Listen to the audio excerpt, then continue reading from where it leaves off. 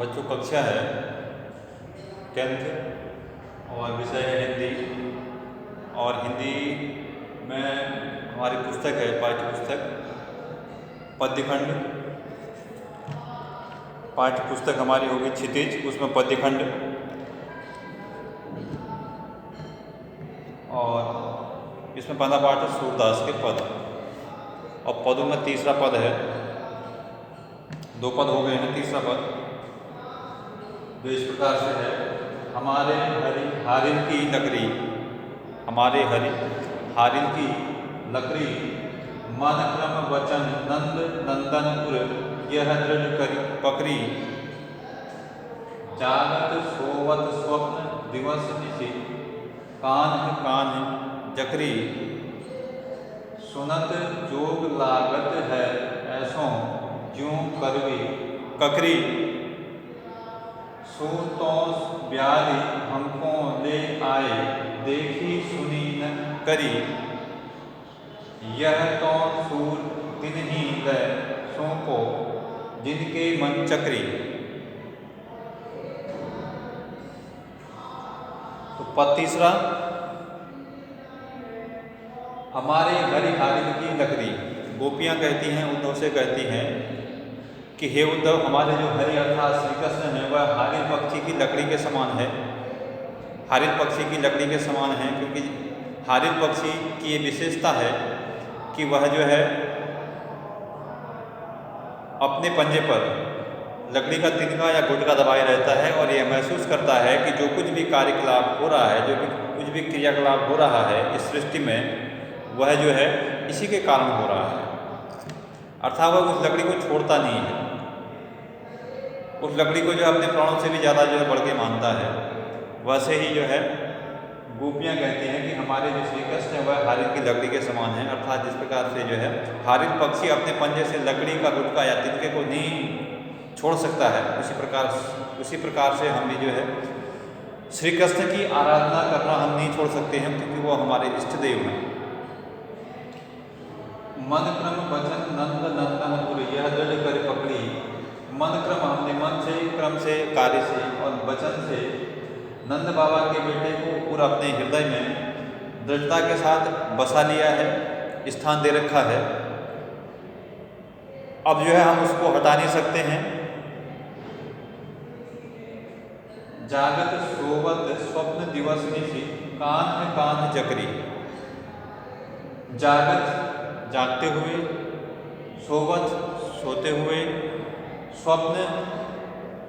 स्वप्न में, दिवस दिन में और निशि रात में, कान्हा कान्हा जकरी। जकरी अर्थात जो है जाप करते रहते हैं। हम श्री कृष्ण का ही जो है जाप करते रहते हैं। कब कब करते हैं?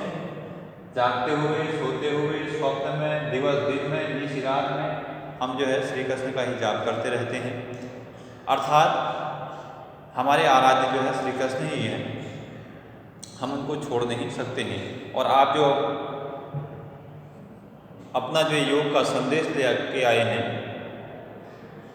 वह आपका जो योग का संदेश है वह जो है उनके स्थान को नहीं ले सकता है। आपके कहने से हम जो है अपने इष्ट को भुला नहीं सकते। सुनत जोग लागत है ऐसों ज्यों करवी ककड़ी। सुनत जोग लागत है ऐसो, सुनत जोग, आपका जो ये योग का संदेश है वह हमें ऐसा लगता है ज्यों करवी ककड़ी, कड़वी ककड़ी के समान। आपका जो योग का संदेश है यह जो है कड़वी ककड़ी के समान है। जिस प्रकार कड़वी ककड़ी को जो है व्यक्ति खा नहीं पाता है, उसको मुंह में लेते ही, जीभ में रखते ही व्यक्ति उसको स्वीकार नहीं कर पाता है, उसको उगेल देता है। उसी प्रकार से जो है आपका जो ये योग का संदेश है कि आप जो कह रहे हैं कि निर्गुण निराकार ब्रह्म की उपासना करिए, यह जो है कड़वी ककड़ी के समान है कि इसके जो है हमारे कान जो उसको स्वीकार नहीं कर रहे हैं। सो तो व्याधि हमको ले आए देखी सुनी न करी। सो तो व्याधि, व्याधि अर्थात रोग। ये उद्धव, आप पता नहीं ये कौन सा जो है रोग लेके आ गए हैं, जिसको हमने कभी न देखा न सुना, न कभी जो है ऐसा जो है महसूस किया, ये पता नहीं कौन सा जो है आप रोग लेके आए हैं, जो हमारे जीवन में पहली बार जो है ऐसा रोग आप लेके आए हैं। ये निर्गुण निराकार वाला जो आपका जो उपदेश है, ये गोपियाँ उसको जो है रोग की संज्ञा देती हैं। सो तो व्याधि हमको ले आए, देखी सुन करी, यह तो सूर तिन्ही है सो को जिनके मन चक्री। तो सूरदास जी कहते हैं कि गोपियाँ ऐसा कहती हैं, यह तो सूर, इस निर्गुण निराकार परब्रह्म की उपासना का जो आपका योग का संदेश है, वह जो है उन लोगों को सौंपिए, उन लोगों को जो बताइए, उन लोगों को दे दीजिए जिनके मन चक्री, जिनके मन जो है चंचल हैं, चलायमान हैं, अस्थिर हैं।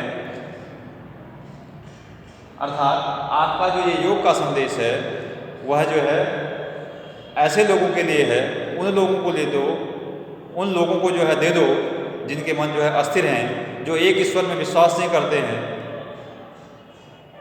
उनका मन जो है एक ईश्वर को मानने के लिए जो है एक ईश्वर को नहीं मानता है। लेकिन हम तो जो है श्री कृष्ण को मानते हैं, हरि अर्थात श्री कृष्ण की उपासना करते हैं, वही हमारे पूज्य हैं, वही हमारे इष्ट हैं। इसलिए आपका जो योग का संदेश है, इसे हमारे कान जो है स्वीकार नहीं कर रहे हैं।